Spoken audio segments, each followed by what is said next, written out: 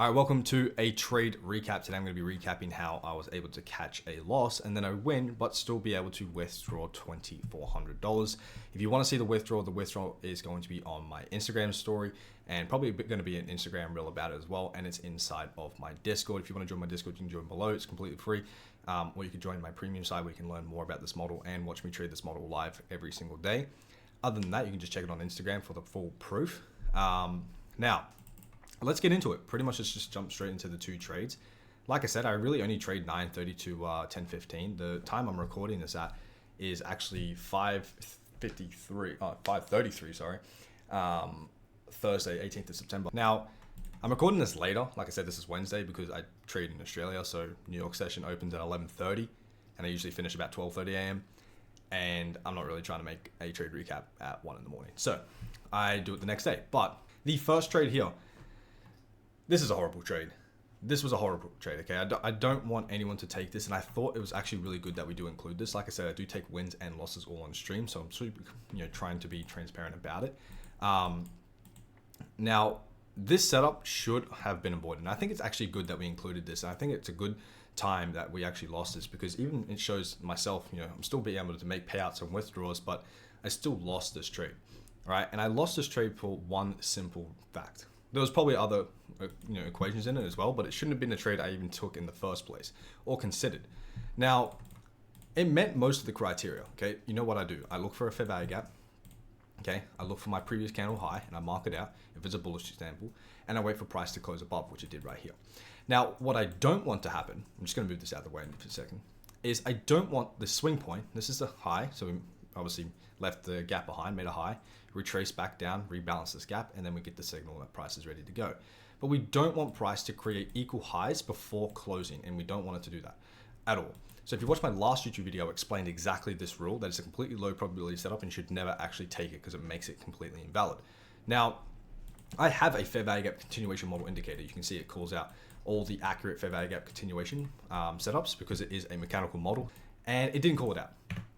It didn't call it out, and I still executed that trade. Now, on my TradeAvate, it didn't make equal highs, but on TradingView, it did. So it's one of those things. It was a little bit, I don't know what TradeAvate was doing that day, and it did it to me the day before as well, where it was playing up, but it is what it is. I accepted the full loss. I decided to just completely hold the trade for a full loss, 20. I traded this on my other accounts, on my other prop firms, so prop firms that require minimum trading days. And the only reason I did that was because I truly just wanted this London low, okay? So my take profit trader, for those who don't know, are like my prized possessions. I love my take profit trader accounts because they're daily payouts, no consistency rules, no activation fee. They're super cheap. They're 40% off right now. If you want to grab an account, you can use code CC. I'll have a link in the description. You can check them out if you want your first account. It's the prop firm I recommend everyone because it's the closest thing to a live personal account. That's what I think, at least, all right? There's literally not much difference. There's a couple hidden rules like that are different, obviously, from if you're trading with personal capital, but there's not much, right? And there's not much that would worry us when we're trading the fair value gap continuation model, okay? So personally, I think it just really simulates the whole personal capital thing. I think it's a great challenge for yourself to get good at take profit trader so that when you go to personal capital, you learn how to trade and you're trading and practicing and making money at the same time with the closest thing that can get you to where you want to get to, which is be a full-time trader with your own money. Now, other firms, Apex, Funded, pretty much every other firm has minimum trading days. I absolutely hate that, okay? I hate the fact that you have to trade minimum trading days just to get a payout, and it's capped. You have consistency rules, you have max capped payouts. It's so annoying, and I hate it, right? I love Take Profit Trader for that reason. So I single my Take Profit Trader out with the other minimum trading prop firm accounts, okay? I don't like grouping them all up and putting all eggs in one basket, especially when I'm scalping, okay? I like to separate it.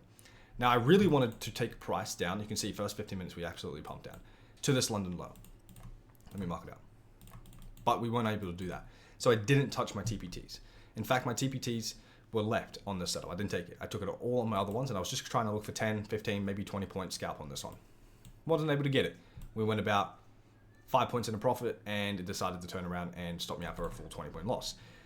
This trade, however, was actually based on a 5-minute fair value gap continuation, which is usually quite unusual for me, I'll be honest. So let me go to the 5-minute and show you. So you can see that I also took the long as it was not even closing through this gap and not even inversed it. So we're still trading in a 5 minute. That's why it's also a bad setup. Like I said, I was FOMC this day later on 2 p.m. So I was expecting rate cuts and a bearish price move anyway, and I don't even know why I was taking long. So like I said, a completely traded error, but that's why I want to involve it in today's to show you the wins and the losses. Now, this one, you can see we delivered off this gap right here.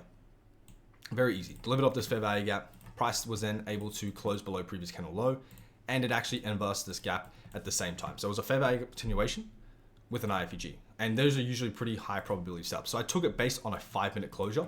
I entered a couple of seconds late, maybe about 30 seconds late, but I still got in on the move, still took it down to London low, got about 20 points on my TBT, so times 5. I did make $1,000 per account, so it's 5,000 total, but I wanted to retain some profit on there so I can leave a buffer, and I just went through $500 each account, so 2,400, well 2,500 payout withdrawal. So again, you can see that for withdrawal on my Instagram, Discord, probably my Instagram reel, probably TikTok as well. You'll see the withdrawal. I've already done it, so by the time you've watched this video, it's already out, so you can go check it for yourself. But yeah, that is pretty much it for this trade recap. Super simple. Basically about no more than about 10 minutes worth of trading. I took a loss and a win, so pretty much done for the day. Like I said, I do have the indicator, the fair value continuation model, and it called out trades later on. It just didn't call out anything in session because there was truly nothing, right? And it didn't call out the 5 minute because I don't have it set on the 5 minute setup. So other than that, that is it for the trade recap. If you were interested in learning this model anymore, you want to watch me trade live, like I mentioned before, you can click and join the private side down below. If not, I have free videos showcasing this model, showcasing some simple rules and understanding so that you can trade this model as well. But yeah, other than that, like, subscribe, comment your thoughts. And if you like these types of videos, you want to see more trade recaps, I'll make them. But other than that, I'll see you all in the next video.